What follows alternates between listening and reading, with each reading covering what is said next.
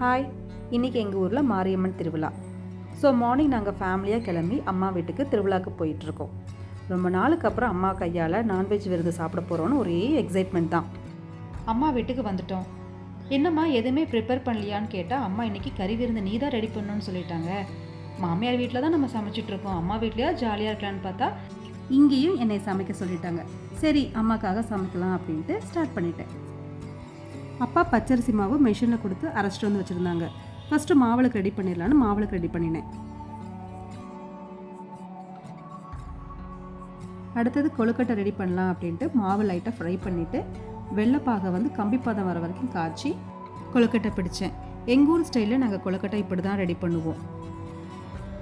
இது ரெடி பண்ணிகிட்டு இருக்கும் போதே தம்பி ஃபேமிலி எல்லோரும் ஊர்லேருந்து வந்துட்டாங்க. அவங்க கூட கொஞ்சம் நேரம் டைம் ஸ்பெண்ட் பண்ணிவிட்டு நான் கொழுக்கட்டை பிடிக்கிறேன், நீ கொழுக்கட்டை பிடிக்கிறேன்ட்டு ஒரு வழியாக கொழுக்கட்டை எல்லாத்தையும் பிடிச்சி முடித்து ஆவியில் வேக வச்சிட்டோம்.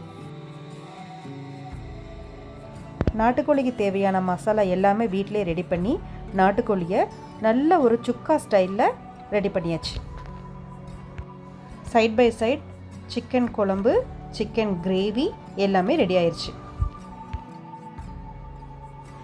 நெக்ஸ்ட்டு முட்டை பாயில் பண்ணியாச்சு. கூடவே அகத்திக்கீரை, கத்திரிக்காய் கருவாடு செஞ்சாச்சு. ரசமும் கொதிச்சாச்சு. ஃபைனலாக சாமிக்கு படையல் போட்டாச்சு. சமைச்சது எல்லாமே எடுத்து வச்சு இப்படி தான் வீட்டில் வந்து கும்பம் வச்சு ரெடி பண்ணி சாமி படைப்போம். திருவிழாவுக்கு முன்னாடி நாள் எல்லார் வீட்லேயும் இந்த மாதிரி ஸ்டைலில் தான் சாமி படைப்போம்.